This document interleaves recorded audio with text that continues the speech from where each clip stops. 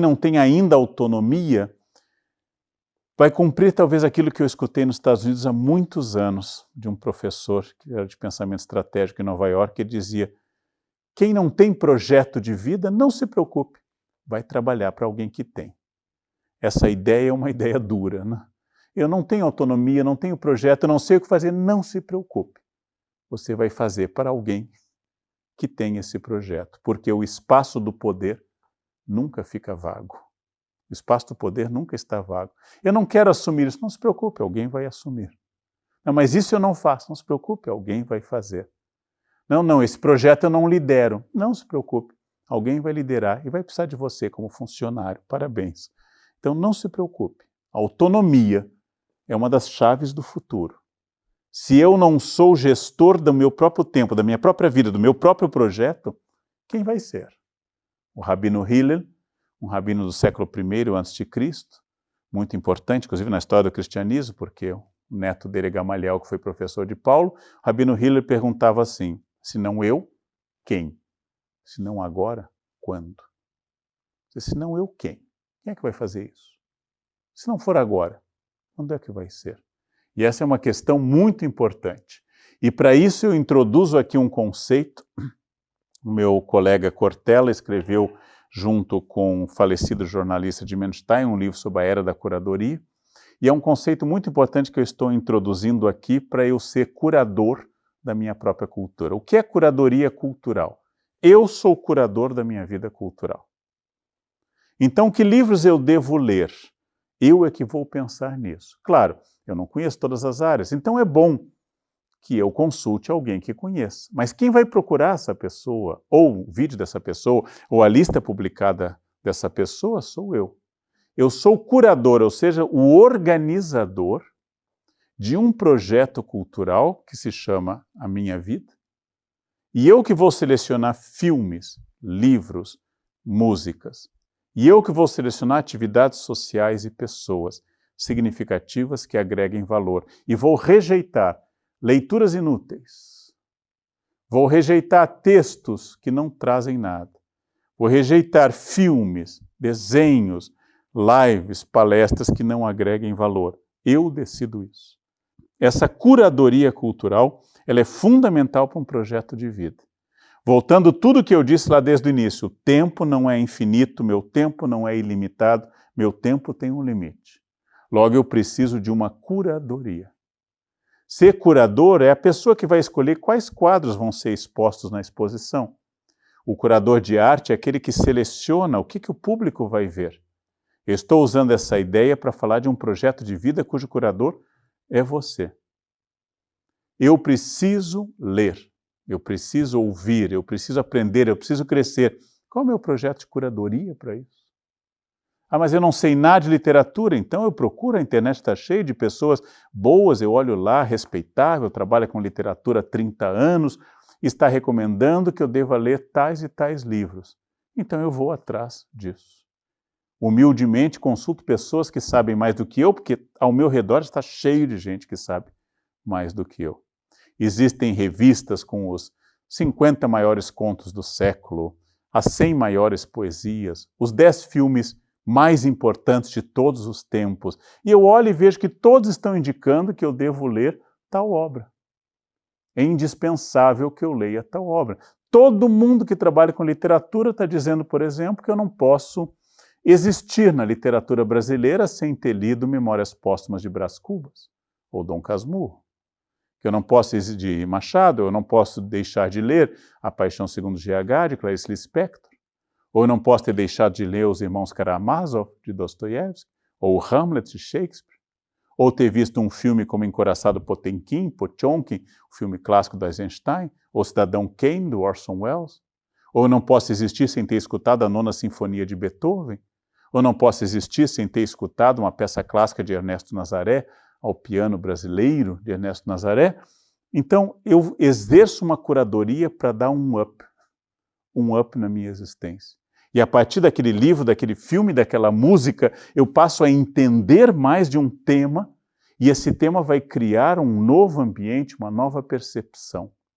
Não se trata mais de escutar música o dia inteiro, escutar música sem cessar, mas escutar bem algumas músicas que façam toda a diferença, prestando atenção à letra ou à melodia, se ela for apenas melódica. Não se trata mais de ficar vendo pequenos vídeos na internet, mas um dia sentar e ver um clássico a esse respeito, e vê-lo do início ao fim, acompanhado ou não, como um projeto de curadoria. Por isso que eu estou sugerindo que durante esse final de epidemia, que esperemos que passe logo, e pelo que vem pela frente, que cada um se torne seu curador cultural.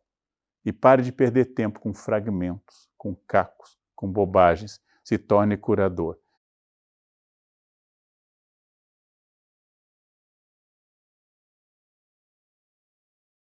É uma nova fase? Em vários sentidos. Mas toda fase é nova. Toda fase é nova. As pessoas me dizem assim, nossa, mas é novo esse negócio de ensino à distância? Eu disse, não, ele começou quando inventaram um livro. Quando o professor manda ler um livro em casa, isso se chamava ensino à distância. Porque o professor não ia à casa, era o livro que ele educava. Então, o ensino à distância é uma ideia muito antiga. O que mudou agora é a técnica. Ou seja, eu trago a voz de um professor para dentro de casa. Mas quando o professor mandava ler O Alienista, do Machado de Assis, era ensino à distância de literatura na minha casa. Porque o professor não estava comigo lendo. Eu ia ler autonomamente. E depois eu tinha um presencial com ele. Mas era ensino à distância. Então é uma nova fase? Há uma ideia, gente, de que essa epidemia, que não é a mais mortal que a humanidade enfrentou, mas é a mais difundida graças à internet, é que veio um fenômeno de fato global, e rápido, não? Porque também outras epidemias foram globais, mas foram mais lentas, é apenas uma nova etapa de uma série de doenças que nós vamos enfrentar. É possível, há médicos que dizem isso, que nós viveremos de máscara por muito tempo em público. Há médicos que apontam que o hábito brasileiro de beijar e abraçar vai ser soterrado pela prática sanitária. Ou seja, passou o período brasileiro com seus beijinhos, 1, 2 ou 3. Há quem ache que existe um novo normal tão forte que todas essas práticas intermediadas vão se impor. Talvez sim, talvez não. De novo, eu digo o que eu disse lá no início, não sei sobre o futuro, não tenho noção sobre o futuro. Mas essa nova fase vai consagrar pessoas capazes de se adaptar. Então eu queria indicar algumas coisas, para que vocês comecem a fazer essa curadoria. O historiador israelense Yuval Harari, ele ficou famoso por 3 obras. Primeiro fez sucesso enorme, merecido com Sapiens e Homo Deus. E depois lançou, por fim, 21 lições para o século XXI. 21 capítulos, que vão falar de inteligência artificial, vão falar de terrorismo, vão falar do futuro do emprego. E a 21ª, mais surpreendente talvez, ele vai defender aquilo que ele faz. E o Yuval Harari defende a prática da meditação para enfrentar esse mundo. Ele não é religioso, o Yuval Harari não tem fé, no sentido estrito da palavra, mas ele faz 2 horas de meditação diárias. E ele é um homem de sucesso extraordinário. Logo, nós podemos pelo menos tomar esse exemplo. E o Yuval Harari, 21 questões para o século XXI. Ah, mas está caro. Aqui começa a autonomia. Esse livro para baixar na internet está tanto, para comprar fisicamente está tanto. Autonomia, protagonista, está caro. Reúna 4 amigos. Dividam o preço entre os 4 e cada um lê em uma semana. É isso que eu estou falando de autonomia. Não pense em problemas, pense em soluções. Não pense que você não pode fazer, pense como é que você vai fazer para fazer. Ainda está caro para mim 5 amigos, 6 amigos. Ou seja, não pense no problema, pense na solução. Tem dinheiro para comprar seu próprio papel ou baixar no seu aparelho? Faz. Livro é sempre um investimento. Mais gente pode ler o livro? Melhor ainda. Quanto mais gente ler, melhor. O segundo é um livro simples da Companhia das Letras, que é IC. Eu gosto muito desse livro, IC, porque o Randall Munroe faz uma reflexão sobre problemas absurdos em ciência. Ele faz perguntas sem pé nem cabeça. Mas é um livro divertido, porque essas perguntas sem pé nem cabeça que ele faz são perguntas que me obrigam a pensar situações novas. E eu tenho que estimular meu cérebro a pensar situações novas. E o Val pensa para o século XXI, e o Randall está pensando exatamente situações, respostas científicas para perguntas absurdas. Todas as perguntas do livro são absurdas, são impossíveis. Mas a resposta científica é interessante. Agora, quero ler um clássico escrito após a Segunda Guerra. George Orwell, britânico nascido na Índia, escreveu 2 obras muito importantes. Nós chamamos em português A Revolução dos Bichos, The Animal Farm, que é muito importante. Mas eu estou recomendando 84. Não apenas recomendo o livro, porque ele é fundamental para entender um mundo vigiado por câmeras, que profeticamente ele falou lá em 1948. Mas também para falar do poder do Estado, de fake news, por exemplo. Ele vai analisar essas coisas muito antes de nós termos experimentado. Então eu recomendo. Estou com dificuldade de ler no momento. Veja o filme 84, é muito bom, com Richard Burton. É um filme muito bem feito. Leia o livro, veja o filme. Se puder, leia o outro livro dele importante. Ele também escreve bons contos, Orwell. Leia a Revolução dos Bichos, The Animal Farm. É uma maneira de ouvir uma obra clássica citada por todo mundo, indispensável. Então eu comecei aqui a dar a vocês um livro bem contemporâneo de um historiador, um livro de um cientista, Munroe, e um livro de um clássico literato, George Orwell, para que você comece a pensar que após esse livro, você não terá, naturalmente, resolvido todos os seus problemas, mas terá dado um passo para pensar de uma forma original. E agora, quando alguém falar de uma obra como a de Orwell, você não terá apenas informações sobre essa obra, você vai começar a dizer, eu conheço essa obra, eu li. Isso é muito importante. Isso é fundamental, gente. Todas essas questões são fundamentais. E eu recomendo também uma série que vocês encontram na televisão, quem assina, ou em outras formas, é uma série com episódios separados chamado Black Mirror. Esta série é muito interessante, porque ela propõe a cada instante uma grande questão, em geralmente um futuro próximo, em que alguém tem que viver uma realidade que nós já sentimos hoje. Por exemplo, como será essa política exposta à opinião pública, logo no primeiro episódio da primeira temporada? Como funciona alguém que queira, por exemplo, viver um mundo onde tudo é dado pelos likes? Um mundo onde para alugar um apartamento eu preciso ter um número de likes e assim por diante.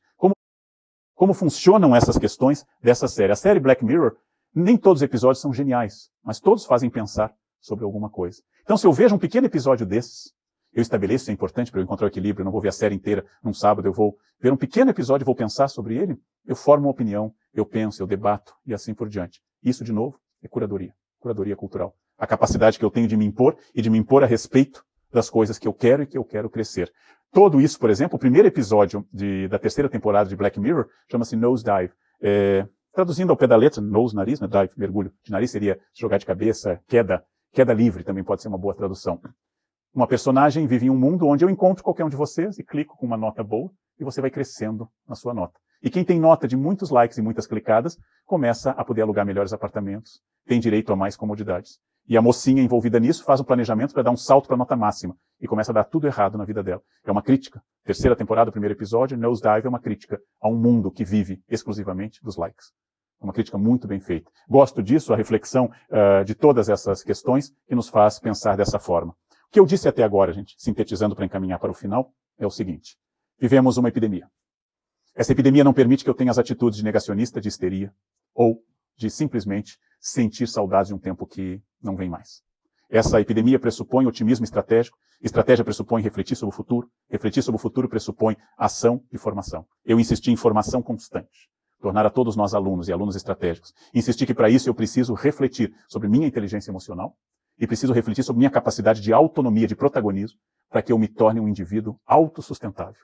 E um indivíduo que, sabendo que eu estou inserido em uma realidade que trouxe à tona a nossa desigualdade social e trouxe à tona a questão da função do Estado, mas também que gerencia, além da questão da solidariedade da política, gerencie sua própria existência com uma curadoria cultural. Sugeri livros, sugeri uma mudança na gestão do tempo, que eu classifiquei como a única commodity que não pode ser substituída, e sugeri que cada um encontre do seu jeito, à sua maneira, uma forma de se tornar cada vez melhor, sem supervisão, além do seu próprio projeto de vida. Sugeri que nós estabelecêssemos para nós um projeto de vida. Pensaria agora que você me encare como se deve encarar qualquer ser humano. Ou seja, alguém que sabe algumas coisas e não sabe outras. Que leu algumas coisas e desconhece outras. Alguém que sabe algumas coisas que você desconhece. E desconhece por completo outras nas quais você é muito bom. Então que você pense nessa limitação que qualquer conselho humano tem, o meu principalmente. Que você não tenha gurus, que você não siga alguém cegamente, que não faça adesão automática a alguém. E pense assim, de tudo que o Leandro disse, essa tarde, essa noite, essa manhã que eu vi isso, eu vou selecionar 4 ideias, ou 5. E vou ver como elas dialogam com o meu projeto de vida. Já que o Leandro nada sabe do meu projeto de vida, e não sei. Já que o Leandro não sabe tudo, e obviamente não sei. Eu vou fazer, a partir dessas 4 ou 5 ideias dele, uma redefinição do que eu quero, do meu tempo, da minha curadoria cultural, da minha inteligência emocional, da minha estratégia, qualquer ideia. E o que eu vou fazer concretamente? Aí eu transformei uma fala, e essa fala se transformou em uma alavanca, que com a minha consciência e a minha decisão se torna um momento decisivo, um turning point, que a gente chama, uma mudança, a partir desse instante. Um autor que eu tive o privilégio de traduzir há muitos anos, que vários conhecem, Mark Twain, escreveu Huckleberry Finn, escreveu Tom Sawyer, ele disse que nós temos 2 dias decisivos na vida. O primeiro eu não faço muita consciência e nem sou consultado, é o dia do nascimento. Quando eu nasci começou essa aventura. Mas não contou com o meu apoio, eu fui retirado à força do local que eu estava, eu não queria nascer, chorei ao nascer, o mundo era frio, eu preferia estar no ventre da minha mãe. Eu não escolhi, mas nasci. O segundo dia é o dia que aí sim eu tenho participação. É quando eu descobri por qual motivo eu nasci. Qual é esse propósito? Por que eu estou aqui? Tem gente que nunca descobre o segundo dia, só tem o primeiro dia. Talvez o segundo dia não seja apenas um dia, às vezes é um processo de meses ou de anos. Quando eu descobrir por que eu nasci, o que eu quero, quais são as minhas metas e o que eu vou estar disposto a fazer para atingi-las, esse é o dia de um verdadeiro segundo nascimento. A maior parte das pessoas apenas existe, não vive, diz o grande escritor irlandês Oscar Wilde. Apenas existe, não vive. A arte de viver é a arte de responder, como quer Mark Twain, a capacidade do segundo dia. Por que eu estou aqui? E se eu vou agir, ser protagonista, se eu vou ser uma pessoa que tem uma atitude diante desse mundo, ou se simplesmente eu vou deixar que as coisas aconteçam por inércia. Se você já começou a responder a isso, você já está preparado para começar a sair desse mundo pós-pandemia. Se você ainda não começou a responder isso, veja mais vídeos, leia mais, repense, refaça a estratégia da sua existência, porque você não tem muitas vidas, tem só uma, e ela tem que ser muito bem pensada, muito bem trabalhada. Encare a sua vida como uma obra de arte, e só você pode responder sobre a qualidade dessa obra de arte. Então, sigam ou não os conselhos, rejeitem, aprofundem, debatam, mas acima de tudo, não desperdicem a única vida que a gente tem, que é a da gente. E vamos parar de prestar muita atenção na vida alheia e vamos enfatizar muito a nós. Se tem algum amigo seu que está prestando muita atenção na sua vida, dê um gato para ele, porque dizem que um gato tem 7 ou 9 vidas. Assim, ele terá muita gente para cuidar. Aliás, dê um balaio de gatos para o seu amigo, para ele cuidar de muitas vidas ao mesmo tempo. Cuide da sua, faça gerenciamento estratégico da sua, deixe que os outros sejam felizes ou infelizes à sua maneira e diga com muita clareza por que você está aqui nesse instante, nesse mundo com epidemias, com problemas, mas que é o nosso mundo. Muito obrigado pela atenção e até a próxima ocasião. Ao longo da aula, o professor Leandro Carnal abordou um conjunto de 8 elementos que considera fundamentais para uma estratégia de sucesso, tanto na vida profissional como pessoal. Vamos rever essas 8 competências. Estratégia é a competência norteadora da aula. É a capacidade de identificar cenários, mudanças e utilizar os recursos disponíveis para se adaptar. Um exemplo: perceber que o cenário atual traz mudanças drásticas nas relações profissionais e pessoais, as quais não temos total conhecimento e domínio, e realizar um curso como esse para se preparar. Fazer isso é usar recursos como tempo e energia para uma ação estratégica. Adaptabilidade. Uma vez que a visão estratégica permite identificar as mudanças em curso, é necessário ter uma mentalidade aberta a mudar, a seguir com ações visando a adaptação. Isso é ser adaptável. Produtividade e gestão.